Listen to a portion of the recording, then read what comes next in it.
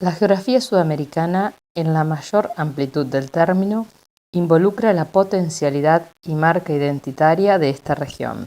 No hay posibilidad de explicar este territorio sin comprender los grandes macizos territoriales, la diversidad y dimensión sudamericana, sus recursos naturales y los procesos de transformaciones sociales, políticas y productivas. Significa abandonar las certezas aparentes para poner en evidencia las problemáticas no visibilizadas de nuestro territorio. Entender el paisaje para transformar nuestra realidad desde la formulación de infraestructuras, dispositivos y propuestas que permitan transformar el territorio en un proyecto regional que entusiasme colectivamente y lo resignifique.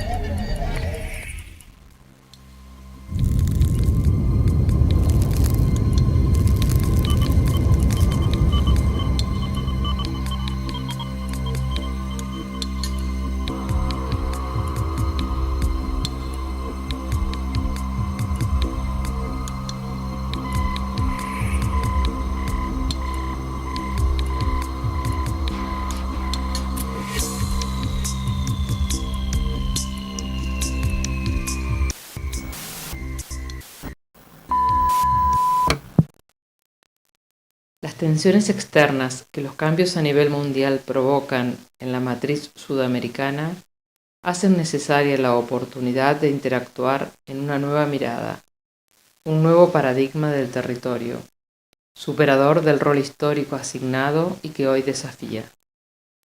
Entre los años 1950 y 2010, el mundo creció en términos absolutos 300 veces, con distintos desempeños.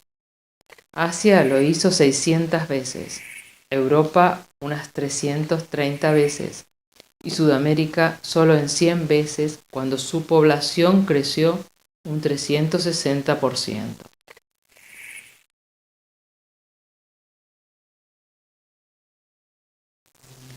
Del total que comercializa Europa, el 70% lo destina a su mercado interno.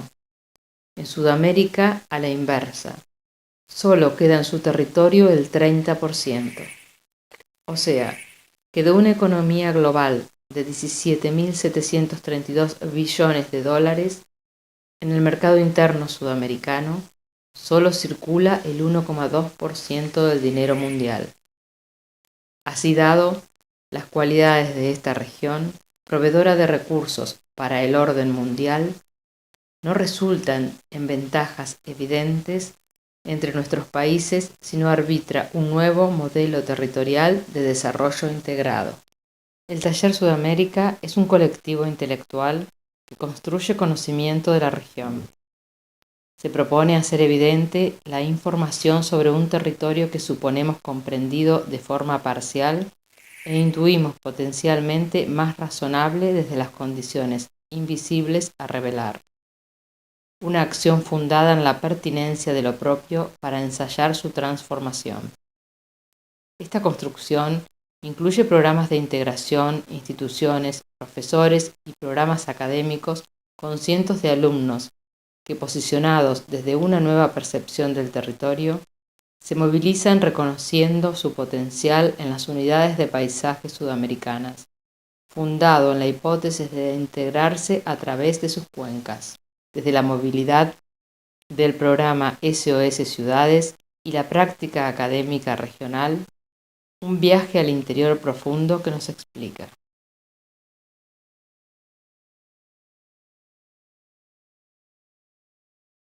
Existe una geografía natural de soporte y una geometría decisional del poder, con flujos que lo densifican o ausentan de la configuración general. Las líneas que acceden al interior profundo o lo atraviesan en corredores bioceánicos para conectarse las materias primas a los puertos de exportación, colisionan el sueño de complementariedad.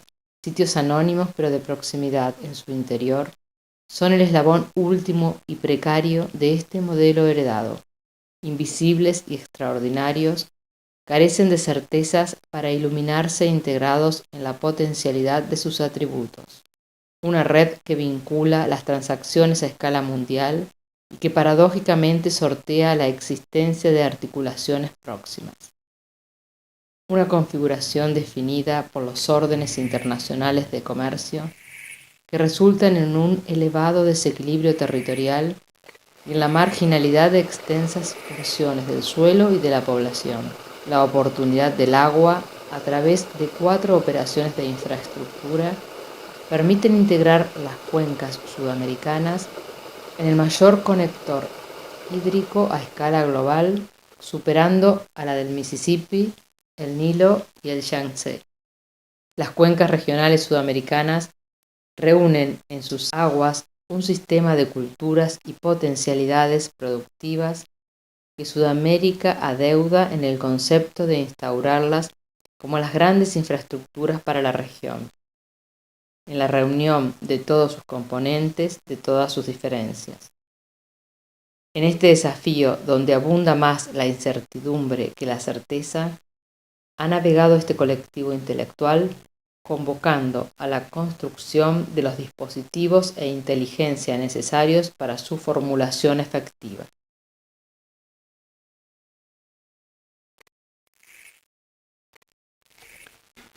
El río como frontera, el primer desafío a salvar.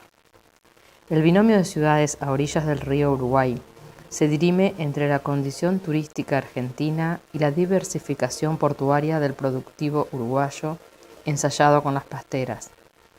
Sin embargo, la cultura a ambos lados es homogénea. Una cuenca binacional, una región compartida en objetivos, formula nuevos programas e infraestructuras posibles.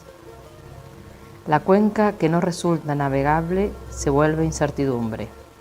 Los territorios interiores se agotan o interrumpen en los diques o limitantes geográficas. La hidrovía es el desafío a la formulación de dispositivos que la hagan posible como alternativa económica a la saturada ruta Mercosur. Un sistema estacional o puesto de crecidas entre el río Uruguay y el Paraná hace que la escasez y la abundancia de las aguas no coincidan temporalmente. Un canal de apenas 12 kilómetros permitiría unificar los regímenes de agua, habilitando un corredor hídrico que salve las dificultades que oponen las infraestructuras energéticas, conectando la represa de Yacyretá y la cuenca por el río Aguapey. Nuevos territorios interiores se iluminan en oportunidad con energías alternativas que los viabilizan. Existe un río conocido y cierto que se supone corto y necesario de ampliar, conectando territorios. Su potencial resulta en habilitar la hidrovía Paraná-Paraguay desde el delta rioplatense al Pantanal, una unidad que atraviesa vertical el sistema de corredores bioceánicos en reunión de territorios ampliados.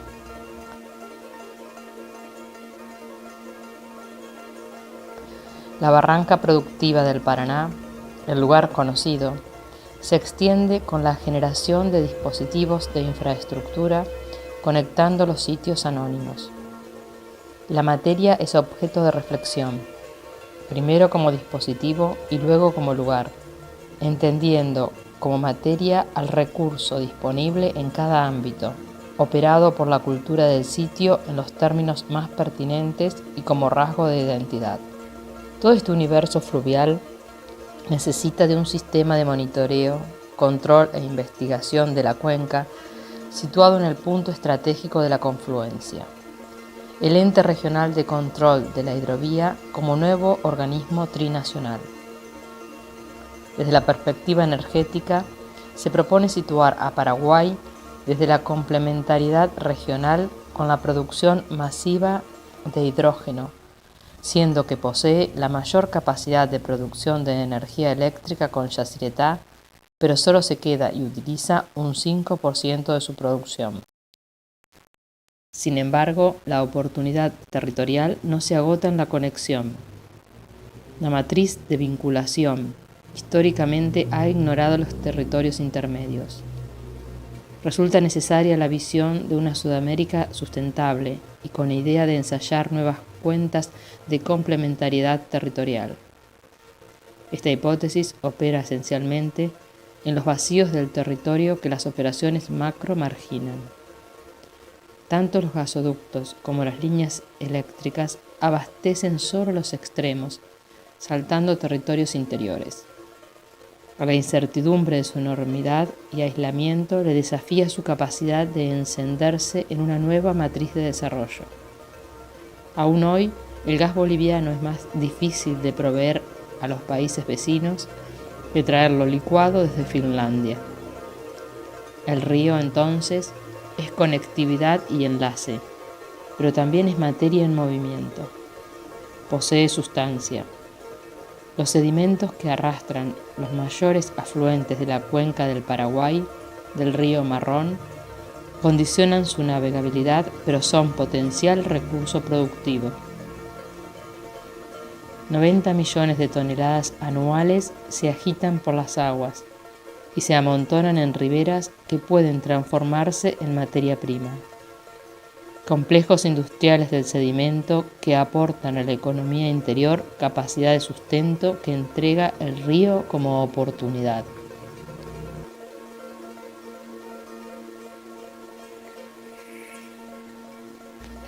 El origen de la cuenca nos reveló un territorio asombroso y anónimo, el Pantanal. Situado en el centro geográfico del continente, regula el régimen del sistema hídrico en ciclos complementarios del caudal de cuencas y contiene la mayor reserva en biodiversidad y recursos naturales.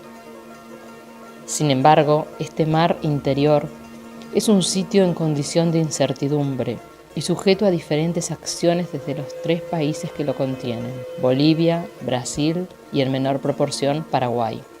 El Pantanal es un sitio homogéneo en su geografía, atravesado por divisiones políticas que lo fragmentan y resultan abstractas desde lo geográfico.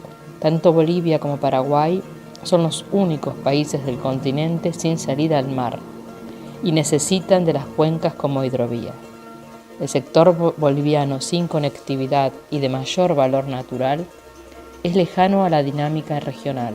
Lo amenaza la explotación minera del Mutum y sobre la parte brasilera la explotación agrícola ganadera, con afectaciones irreversibles sobre su recurso ambiental. Dentro de este mundo interior, un conglomerado de comunidades originarias con conocimiento equilibrado del uso del recurso no renovable va siendo desterrado paulatinamente por los nuevos modos productivos hacia la marginación. Entendemos entonces al Pantanal como una región única, imaginable sin fronteras e inédita en sus cualidades, contenida en la hipótesis de construir y fundar una entidad regional trinacional en el corazón del agua sudamericana, la Pantania.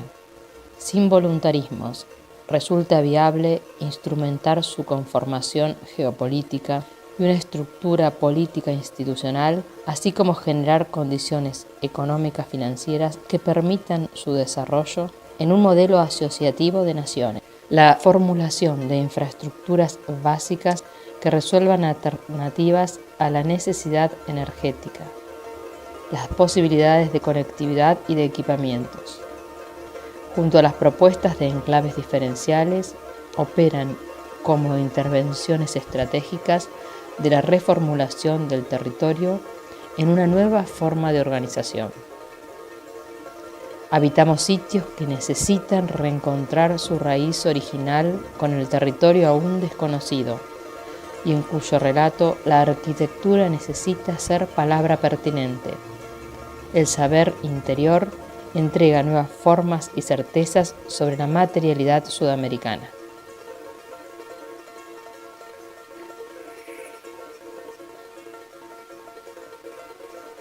Verde que solo se reconoce desde el agua. El río lo hueca y lo explica, lo hace posible. Se comprende como a los laberintos desde arriba, se atrapa inmenso desde el aire y es sensorial navegarlo.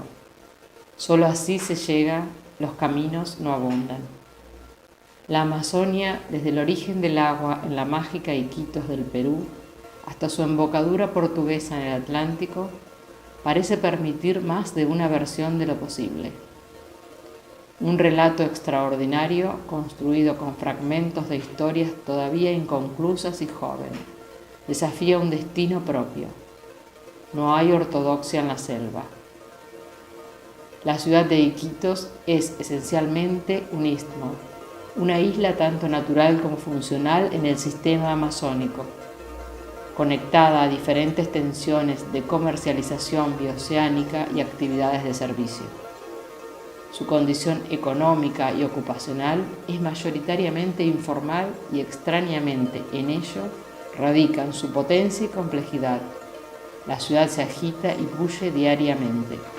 La doble impronta de los imperios hispánico y portugués ingresó al Amazonas en sentidos opuestos, resultando un área de histórica incertidumbre que rodea la dimensión ciudad. La propuesta de canalizar la unión de las márgenes de ese agua-río variable que mueve periódicamente su cauce, otorga un escenario de certeza urbana en un territorio habitado de costas rebeldes. En cambio, la capital de la Amazonia se sostiene en el modelo productivo de ser el patio de montaje de la industria paulista. A diferencia del resto de las ciudades amazónicas, Manaos cuenta con autosuficiencia económica, formalidad de empleo industrial y todas las complejidades de las urbes productivas, pero insólitamente está en la selva. De extraña manera preserva los recursos naturales fuera de la producción, pero traslada contradicciones de las urbes industrializadas al interior de la abundancia natural. El océano verde late desde el metal. La nueva deforestación es el alojamiento de la masa laboral, en una economía próspera de una ciudad desvanecida. Múltiples variables se amontonan en un territorio de fragmentos, vialidades y huellas de una identidad lejana. Sitios de ausencia entre la ciudad vieja y la moderna pelean su destino con la raleada selva. Todo el territorio es surcado por un sistema de arroyos y vertientes interiores que escurre entre la topografía hacia los ríos mayores. Es el soporte intangible de la selva, su ADN. El sistema de Igarapés presenta vertientes próximas, algunas casi se tocan. En la cultura del Alto, los bajos son vacancias urbanas que la ciudad aumentada en población va ocupando. La cultura del agua se hace marginal, riesgosa y poco agradable.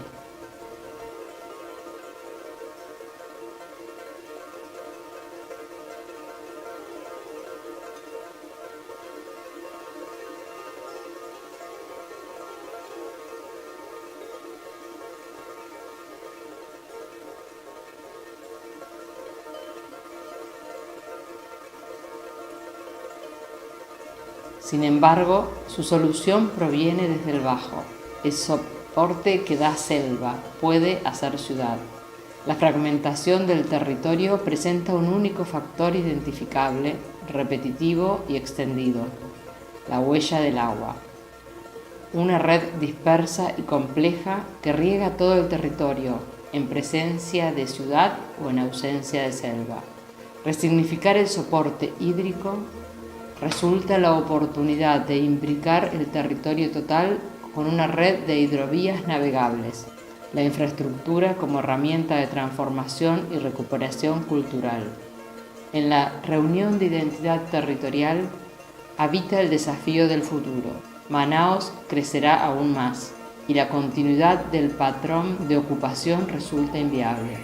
La red es conexión y al mismo tiempo la posibilidad de limitar la ocupación de selva y ampliar nuevos territorios al frente de agua perdido.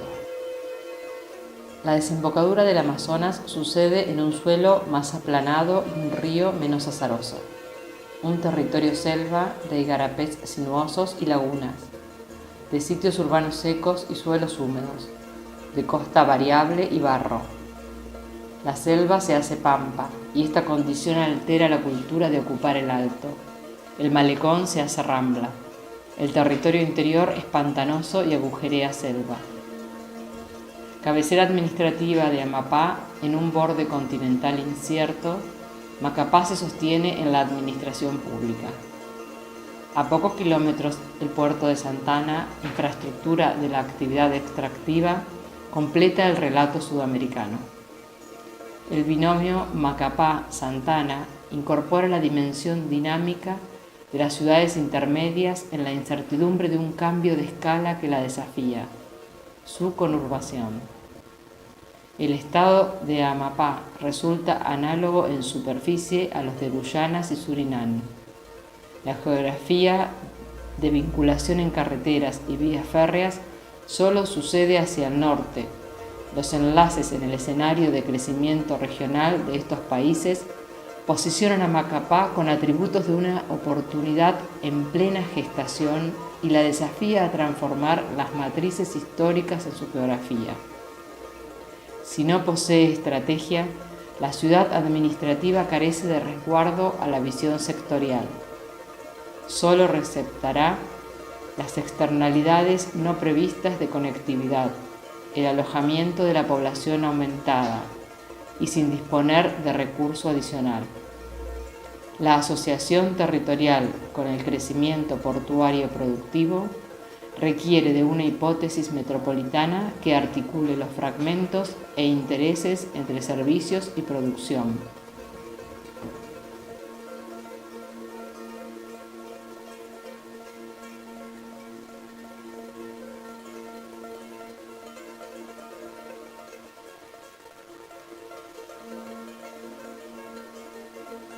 La reunión del territorio se dirime entonces en la certidumbre de su interioridad, en transformar el obstáculo aparente del paisaje poco habitual del humedal interior en un dispositivo de certeza urbana, recuperar la relación cultural con el entorno natural como oportunidad de transformación.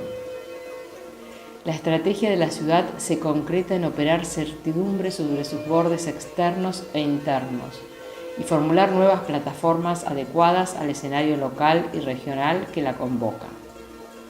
Los igarapés de la planicie permiten un sistema navegable del interior calificado, y la apropiación del suelo fértil provee recursos alternativos a la dinámica de servicios, en un nuevo paisaje diverso de reunión. La corona norte de la región se nutre con la vena caribeña, el río Orinoco. La reunión de las aguas visibiliza el mayor potencial de la geografía sudamericana, un territorio de sitios extraordinarios que se revela posible de integrar en complementariedad regional. Nada de lo que existe hoy en el orden económico y político sirve a los intereses de la humanidad. No puede sostenerse. Hay que cambiarlo, concluyó Fidel. El sistema de aguas interiores sudamericano concurre pleno en un universo líquido de pequeñas tierras, el Mar Caribe, la cuarta cuenca, donde la estrechez es oportunidad, se abren los flujos interoceánicos de una nueva tensión mundial. El futuro se descifra en el Pacífico, desde una atlántica historia que nos explica. Hace unos cuantos cientos, las corrientes marinas y los vientos alisios llevaron 3 estructuras de madera y trapos al viento a una costa incierta. En ese pequeño acto, millones de seres inexplicablemente incorporados a la estrechez de esas embarcaciones, entramos en un soplo a la historia oficial, a Occidente. Nacimos mentidos, dijo Eduardo Galeano, y nos advirtió que el desarrollo desarrolla la desigualdad. Nuestra historia fue la historia del despojo de los recursos. Hace apenas algunos años, esta extraña expedición académica, algo errática a veces, pero sumamente entusiasta, se autoimpuso como el salmón remontar la corriente. Una idea que agrupa al colectivo del Taller Sudamérica y la red de universidades que integra el programa SOS Ciudades, al desafío de complementariedad regional, el cenáculo de las cuencas. Arriba de las aguas sucedió lo inexplicable y lo extraordinario.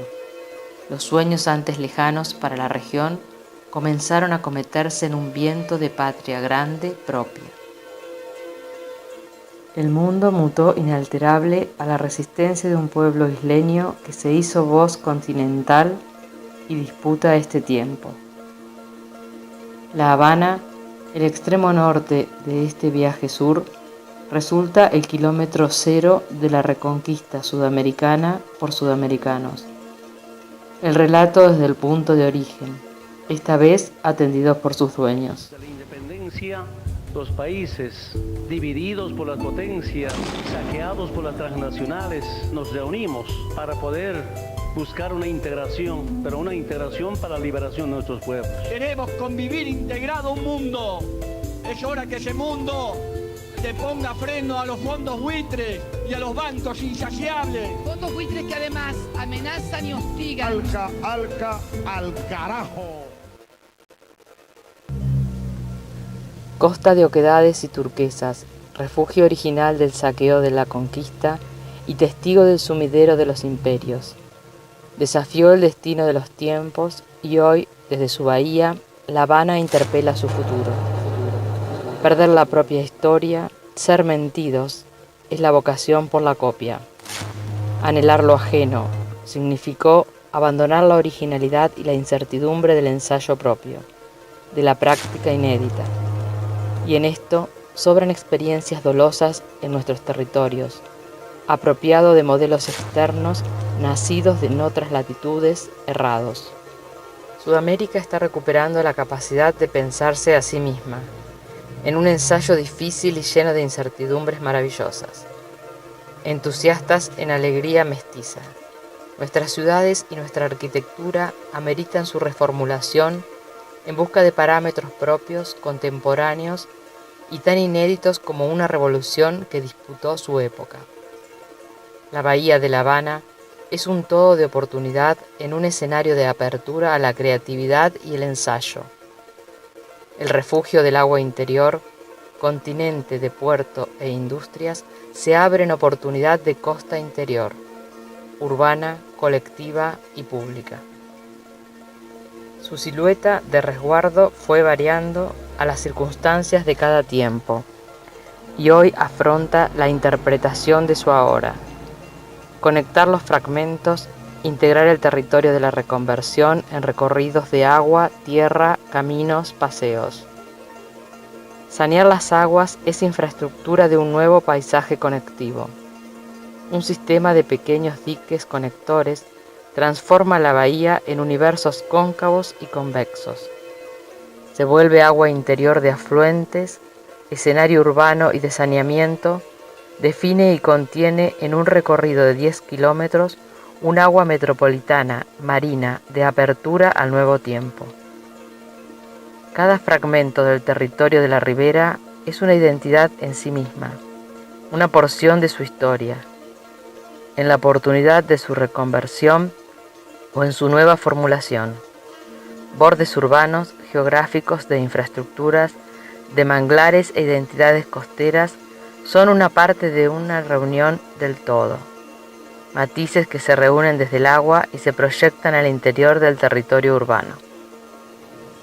Sanear los afluentes permite habitar la frontera del agua, una estrategia sistémica y secuencial de operación en el territorio que habilita la conexión con lo urbano. Las puertas de acceso al agua interior otorgan un compás rítmico a la variedad ribereña. La reúnen en sus espigones.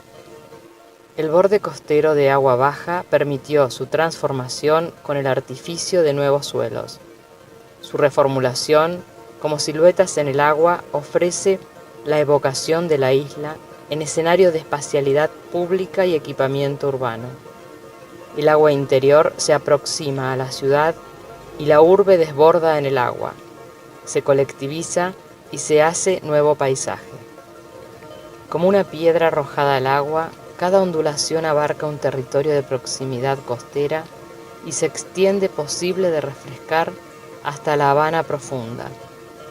Cada anillo ofrece una oportunidad de locaciones y usos, un nuevo recorrido, una nueva geografía. Los lugares públicos en proximidad y encuentro del agua recuperada, alojando equipamientos y nuevos programas de escala metropolitana, las áreas de desarrollo y la densificación, la reconversión del soporte industrial, la vinculación transversal al ejido urbano, la conectividad desde el agua y la ronda en reunión de las partes. Su decisión liminar signará su futuro. Las experiencias análogas en otros territorios y tiempos han resultado exitosas en su desarrollo y exclusivas en su uso. La gentrificación es un riesgo sin la anticipación y garantía de los usos públicos, sin la conectividad a los sitios multitudinarios inclusivos, los nuevos malecones. Existe una oportunidad única e inédita para la ciudad en el desarrollo de la bahía, un signo del tiempo que viene proyectado desde la convicción de su historia. Incierto y fantástico a la vez, allá vamos.